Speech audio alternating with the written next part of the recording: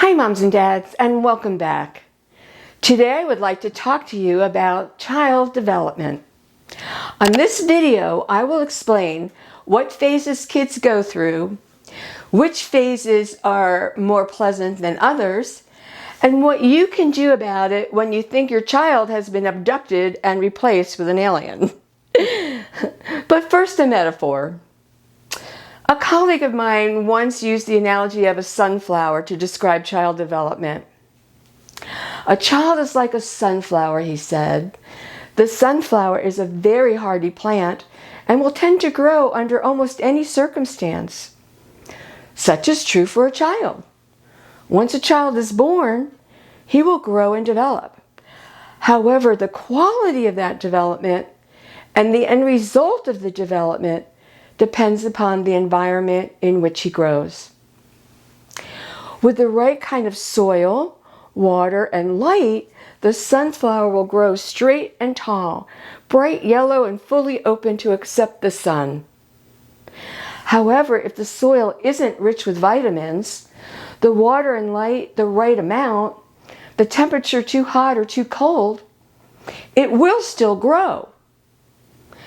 But instead of straight and tall and bright and yellow and wide open, it may be very pale, shriveled, and stunted. And yet it grew. It survived. The child is no different, he argued. Once planted in this world, he will grow.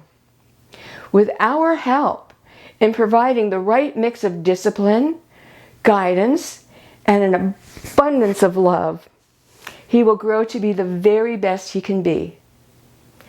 If not, he will still grow. Now, there are many developmental phases that children pass through on their journey toward adulthood. And it is through our understanding of these phases and the lessons that our children are gleaning from each phase that will allow us to provide them with the right mix of discipline, guidance, and abundance of love to help them become vibrant sunflowers. I like to conceptualize child development as climbing up a staircase, with each step representing a series of tasks to work on and master before going on to the next step. All children climb the stairs in their own way and their own time. Ages are just approximations, and these steps are climbed when your child is developmentally ready, not governed by a particular age. But using Erik Erikson's model of stages of development, I'd like to take you up the staircase. On the first step, newborns and infants, approximately ages birth to 2, must develop the belief that their needs will be taken care of and that their world is a safe and secure environment. Once they can trust, toddlers about ages 2 to 4 can move on to the next step, beginning to break away, venture out in the world, and assert themselves as individuals. Having established some independence, then the next step involves initiation and risk. And that's where the 4 to 6-year-olds come in. They begin to try new things. They start risking attempts at new situations in preparation for the tasks of later life. It's important to allow these children to try new things and reinforce their efforts, regardless of outcome. Now that they can risk, school-age children, approximately ages 6 to 12, move on to the next step, where they are working hard to master and achieve in many areas: academic success, self-image, social interaction, which means negotiating relationships with peers, beginning to find out who they are. What do I like? What am I good at? Etc. Moral development and impulse control. They need to feel a sense of achievement in all these areas to go on to the next step, where their identity and independence begin to solidify. Adolescents go to that next step about ages 12 to 30, are bringing together all the tasks mastered thus far to begin the very important task of establishing their identity. Adolescents work hard on deciding and developing sexual and social identity, vocational and role choices, judgment and independence. The early adolescence experiences rapid physical changes, unstable emotional periods, and a very self-centered view of the world. As they engage in the necessary breaking away from parents, peers become more and more important.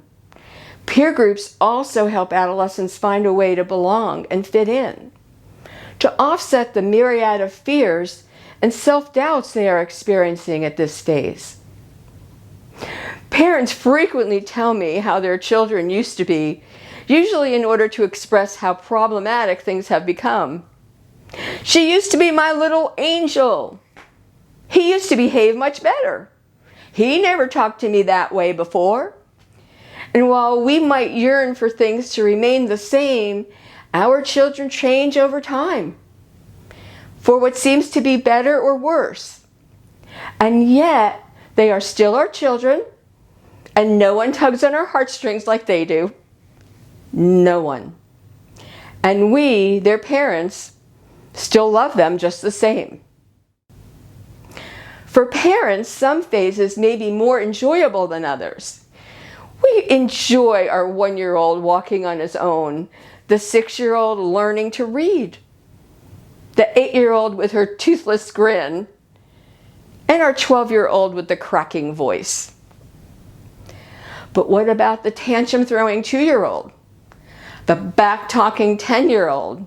Or the you don't know what you're talking about 14-year-old? While the latter examples are not quite as pleasant, they are equally important developmental phases that children go through on their way to maturity. The toddler, the pre-adolescent, and the adolescent are all experiencing their move toward independence in varying degrees. The toddler, who can now literally stand on his own 2 feet and explore the world, begins to assert himself as a newly discovered individual. The pre-adolescent is questioning boundaries and asserting herself with different opinions and attitudes. And that marvelous adolescent begins to see parents as out-of-touch dinosaurs in order to begin moving into her own skin. I often find myself reminding frazzled, frustrated parents that their children are doing what they are developmentally supposed to be doing. In fact, I am actually more concerned about children who do not manifest important developmental behaviors. Now, I am not saying that you should not step in and deal with the behaviors. Nothing could be farther from the truth. Understanding that each behavior is a manifestation of a developmental task can help you deal with each of them more effectively. And an important lesson for your children to learn from each of these developmental phases is whether their new behavior and attitude will or won't be tolerated in their world. If they find that they're tolerated, there's no reason to move toward change. Discovering that the behaviors are not acceptable will help them move along to develop more mature behaviors. So please, intercede by all means and take with you the knowledge that they are doing just what they are supposed to be doing at that particular phase. And know that with firm and loving intervention, your children will learn the lessons of that phase and move on to the next one. It's really important to remember we all climb the stairs, taking time on each step to master the task needed in order to be successful on the next step. Some children run up the staircase, others crawl, others go backwards or slowly, taking their own sweet time. And some get stuck on a step and stay there for a while, or actually can even regress and head back down to the previous step. But not to worry, all children climb the stairs. As parents, our job is to help them climb, nudging in support of encouragement, staying nearby to catch them if they fall, and cheering them from the sidelines as they work hard to reach the next step. Thank you so much for watching this video. For more parenting tips and tricks for toddlers, teens, and in-betweens, check out our other videos over here, or join our communities on Facebook and Twitter. Until next time, enjoy your kids.